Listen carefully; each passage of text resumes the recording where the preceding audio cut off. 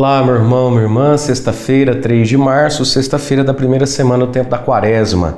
Sejamos muito bem-vindos para a nossa homilia diária, tá bom? Vamos ao Evangelho de hoje, enquanto o padre vai proclamando o Evangelho, quem acompanha no YouTube, gente, joinha, like, isso aí é muito importante. Sem o like, sem o joinha e sem o comentário, por mais que o vídeo tenha visualizações, o YouTube entende que ele não é relevante. Mas se ele entender que o vídeo é relevante, e ele é, por causa do joinha, do like, do comentário, ele nos mostra para as mais pessoas. Então, quando você dá like, quando você dá joinha, de algum modo você está me ajudando a evangelizar aqui. Então não esquece não, tá bom? Evangelho de hoje, Mateus 5, do 20 ao 26, diz assim: Naquele tempo, disse Jesus aos seus discípulos: Se a vossa justiça não for maior que a justiça dos mestres da lei e dos fariseus, vós não entrareis no reino dos céus. Vós ouvistes o que foi dito aos antigos: Não matarás, quem matar será condenado pelo tribunal. Eu, porém, vos digo: todo aquele que se encoleriza com seu irmão será réu em juízo. Quem disser ao seu irmão patife será condenado pelo tribunal. Quem chamar o irmão de tolo será condenado ao fogo do inferno. Portanto, quando tu estiveres levando a tua oferta para o altar, e ali te lembrares que teu irmão tem alguma coisa contra ti, deixa a tua oferta ali diante do altar e vai primeiro reconciliar-te com teu irmão. Só então vai apresentar a tua oferta. Procura reconciliar-te com teu adversário enquanto caminha contigo para o tribunal. Senão o adversário te entregará ao juiz, o juiz te entregará ao oficial de justiça, e tu serás jogado na prisão. Em verdade eu te digo, dali não sairás enquanto não pagares o último centavo. Palavra da salvação, glória a vós, Senhor. Se a vossa justiça não for maior que de mestres de lei, da lei fariseu, vocês não vão entrar no céu. Vamos entender essa expressão. Bom, justiça significa o cumprimento da lei de Deus. Mas aí vai complicar também porque os mestres da lei e os fariseus, eles cumpriam com a justiça. Veja, Jesus não colocou para os discípulos: olha, se o cumprimento da lei de Deus da parte de vocês não for maior que das prostitutas, os ladrões. Não, Jesus subiu o patamar ali. Se não for maior que a justiça de mestre da lei dos fariseus, homens que se dedicavam a observar a lei de Deus conforme aquilo que eles entendiam que fosse o certo e que fosse agradável a Deus. Né? E Jesus está dizendo, então, mas se a vossa justiça, se o vosso modo e profundidade de viver as coisas que Deus diz não for maior, mais intenso, mais profundo, mais maduro, né, do que de mestre da lei e fariseu, vocês não vão entrar no reino dos céus, não. Portanto, queridos, Jesus nos estica, Jesus nos exige. Quem é discípulo dele precisa viver uma justiça maior. E é impressionante como tem gente que quer ser cristão, quer ser católico, quer estar nas coisas de Deus, mas na hora em que é cobrado, exigido ou questionado que ele viva uma coerência maior, uma santidade maior, aí começa. Ai, quem é você para me julgar? Ninguém paga as minhas contas, porque a Tati, a Pati, a Nath, a Rafa, a Dani, a G, a Jo também foram, e a Ju. Meu amigo, tu não é do número dos discípulos, filho? Você é do número dos discípulos. Você não quer ser do número dos discípulos? Você não quer ter um cargo? Você não quer usar uma camiseta? Você não quer usar... As pessoas querem, mas não querem a exigência. Olha o que Jesus está dizendo. Jesus disse aos discípulos. Ele não está falando com a multidão, ele não está falando com os bagunçados, ele está falando com os discípulos. Ele está falando com homens que ganharam um sobrenome na vida, né? Qual Pedro? O Pedro lá da igreja. Qual Pedro? O Pedro de Jesus, lá o amigo de Jesus. Então, querido, a partir do momento que igreja, essas palavras viram quase que o teu sobrenome, então bora viver uma justiça mais elevada, uma virtude mais elevada. E Jesus está dizendo, se você agora é do número dos discípulos, se as pessoas agora, para falar de você e identificar você, começam a usar da paróquia, lá da igreja, lá da capela, lá da nananã, então agora prepara o lombo aí. Ou vive uma vida mais santa, uma coerência maior, ou você não vai entrar no reino dos céus. Até porque o discípulo que não vive uma justiça maior, uma coerência maior do que esse mundo bagunçado, que nem discípulo é, ele acaba causando escândalo. É aqui que está. É aqui que está. Que as pessoas parecem que não entendem. Ou você vive uma virtude maior, ou você está escandalizando. Ah, mas a Tati, a Pati, a Nath, a Rafa... Mas é a Tati, a Pati, a Nath, a Rafa. Elas não escandalizam ninguém porque elas não são nada na fila do pão. Mas agora você é, meu bem. Então você precisa viver uma justiça maior. porque senão você causa escândalo, e ai daquele que causa o escândalo, para entrar no reino dos céus. E aí Jesus vai falar da justiça maior aqui em dois assuntos, é um 2 em 1, que tem a ver com mágoa, que tem a ver com briga, que tem a ver com ódio, tem a ver com assassinato. Ouvis o que foi dito, não matarás. Então todo mundo entende o que é isso. Jesus fala, então, eu porém vos digo, se você é meu discípulo, se você é a fulana lá da igreja agora, quem se encoleriza com o seu irmão, eu já não gostei. Ah, mas nunca matei. Não matei, mas, olha lá. Eu porém vos digo, não é? Todo aquele que se encoleriza com o seu irmão. E aí tem duas expressões aqui difíceis de traduzir, que é o tal do patife, do tolo, que no fundo quer dizer o seguinte, quem não mata pela arma, não mata com as mãos, mas encontra uma palavra para falar sobre aquela pessoa, sobre aquele outro, uma palavra onde fica expressa todo o nojo, ódio e morte que eu desejo sobre você. Porque às vezes a gente nunca matou ninguém, graças a Deus, né? E nem vai matar. Mas às vezes a gente fala de uma pessoa, a gente usa uma palavra então que seja patife, tolo, idiota, cretino, renegado, dependendo da Bíblia. Mas pode ser qualquer outra palavra, onde naquela palavra está expressa toda a atitude física que eu não posso fazer. Ah, se eu pudesse, né? E Jesus está falando, filho, não vai dar certo, não pode, você é meu discípulo, não pode ser assim. E aí Jesus vai aprofundar isso. Portanto, quando tu estiveres levando a tua oferta para o altar, e você sabe que o teu irmão tem algo contra você, se reconcilia com ele, deixa, e essa palavra é tão profunda, não é? Deixa a tua oferta ali diante do altar e vai primeiro se reconciliar com o seu irmão. Vai apertar a mão dele, vai conversar. Depois você volta e termina de fazer a sua oferta. Mas olha como Jesus coloca, e a gente sozinho não pensa isso, né? Eu tenho nas minhas mãos uma oferta a Deus, né? Uma oferta a São José. Deus olha e fala, solta essa oferta aí. Isso pode ficar para depois. Primeiro tenta se reconciliar.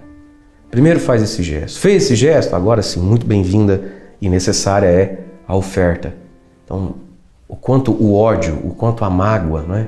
O quanto o preconceito, o quanto esse ranço interior contra alguém ofende a Deus.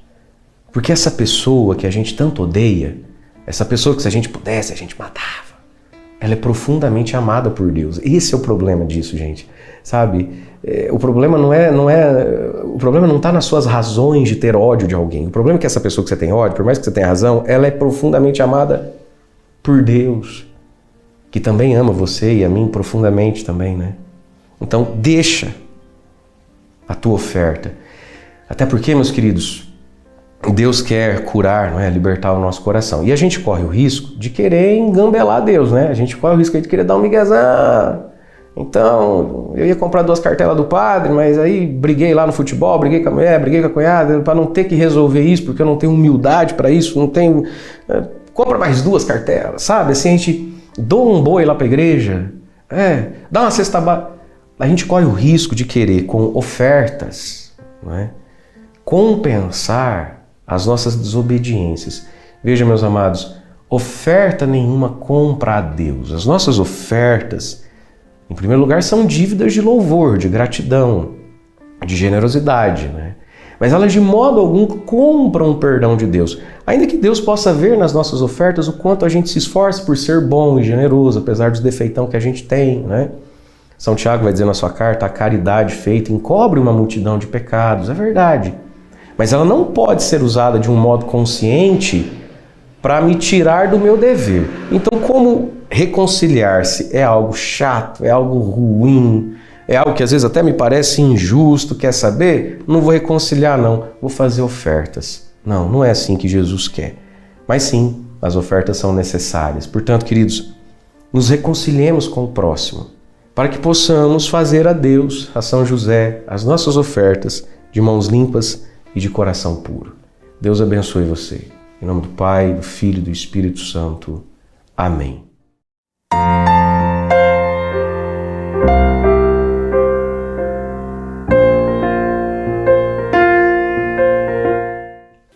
Quando Jesus nos pede que a nossa justiça seja muito maior que a dos mestres da lei e dos fariseus, é de que nós não devemos viver a nossa fé pura e simplesmente de forma vazia, cumprindo as leis por cumpri-las.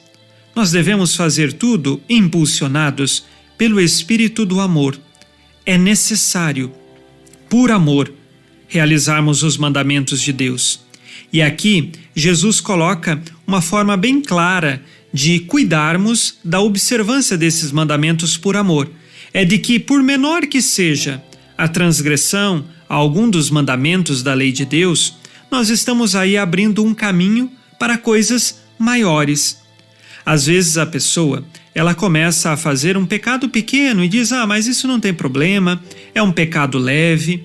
E acumulando-se daquele outro pecado, daqui a pouco a pessoa se acostumou, ou seja, se habituou àquilo, se tornando até mesmo, talvez, um vício, que é um hábito mau, e mais tarde chega a pecados maiores. Assim, devemos tomar cuidado, porque das menores transgressões às maiores delas, nós estamos diante do pecado. E o pecado nos tira do caminho da salvação. Nós queremos permanecer sempre em Deus e por isso precisamos contar com a força de Sua graça e sabendo que sozinhos não poderemos lutar contra o pecado, mas precisamos da ajuda de Sua graça. Precisamos de Deus. Ele cuida de nós, está conosco e nós confiamos nele. Tenhamos a atitude humilde de pedir a Deus aquilo que é necessário para o cumprimento de seus mandamentos, sempre num contexto de fé e de amor. Não podemos fazer por fazer, temos de fazer porque amamos a Deus e queremos crescer no amor a Deus. E a bênção de Deus Todo-Poderoso, Pai e Filho e Espírito Santo, desça sobre vós e permaneça para sempre. Amém. Nesta sexta-feira, fique na paz e na alegria que vem de Jesus. Abençoado dia a você e sua família.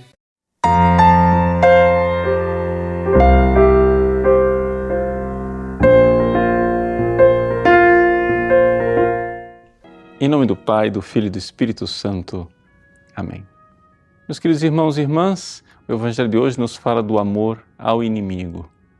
Ontem nós falávamos do amor ao próximo, ou seja, aquilo que é o resumo da segunda tábua da lei. Jesus agora dá um passo a mais, ou seja, aqui parece que Jesus impulsiona a moral cristã até as raias do impossível, daquilo que parece absurdo. Como exigir dos outros o amor ao inimigo? Bom, o fato aqui é que Jesus, na realidade, está falando de si mesmo. Nós estamos no Sermão da Montanha. O Sermão da Montanha é como se fosse uma espécie de fotografia do coração de Jesus nos vários ângulos possíveis, de tal forma que o Sermão da Montanha é a imitação de Cristo. O que nós precisamos fazer para termos um coração semelhante ao seu. E Jesus morreu amando o inimigo. O próprio São Paulo nos diz, quando nós éramos inimigos, Deus nos deu o seu Filho. Jesus morre na cruz, segundo o evangelista São Lucas, repetindo, sim, o verbo grego dá a ideia de repetição, repetindo várias vezes e dizendo, Pai, perdoa-os, eles não sabem o que fazem. Jesus morre perdoando a nós, seus inimigos, nós, inimigos de Cristo, nós que o matamos com nossos pecados. Ele morre perdoando a cada um de nós. Então, é exatamente nesta realidade do perdão do Cristo, de ver como Ele nos amou quando éramos seus inimigos, que a moral cristã então encontra o seu fundamento, ou seja, trata-se de nós agora retribuirmos este amor. Foi a mim que o fizestes, ou seja, quando nós perdoamos o inimigo, é a chance que nós temos de retribuir o amor de Cristo. Amor com amor se paga. Ora, Cristo me amou quando eu era inimigo dele.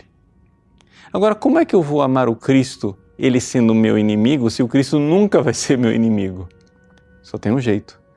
Se os meus inimigos forem vigários de Cristo, ou seja, forem a oportunidade que eu tenho de ter uma pessoa que me odeia e mesmo assim amá-la, mesmo assim querer o bem dela. A pessoa quer me destruir, a pessoa quer o meu mal, a pessoa quer que eu vá para o inferno. E eu lembro e digo: Jesus, quando eu merecia ir para o inferno, você quis que eu fosse para o céu. Quando eu merecia o castigo e o mal, você quis que eu fosse recompensado com a graça, a conversão e o bem. Eu quero agora, Senhor, que meu inimigo seja abençoado com uma igual conversão. O amor ao inimigo não quer dizer, nossa, que bom que o meu inimigo me destrói, que bom que o meu inimigo fez o pecado. Não, o amor ao inimigo não é o amor ao pecado. Jesus nunca amou o pecado, ele amou os pecadores que o odiavam. O pecado merece ódio. O pecado merece toda a nossa detestação. Mas o pecador, o inimigo que vem contra mim, eu posso, no meu coração, desejar a ele conversão, o céu e toda a graça. Por amor a Cristo, por gratidão ao Cristo.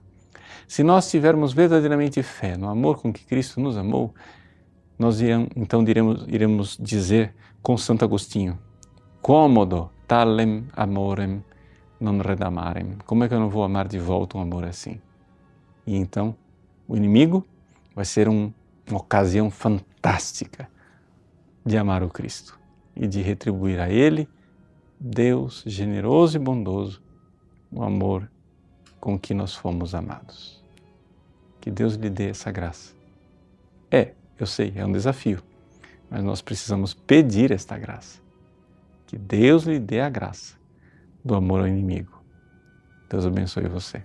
Em nome do Pai, do Filho e do Espírito Santo. Amém.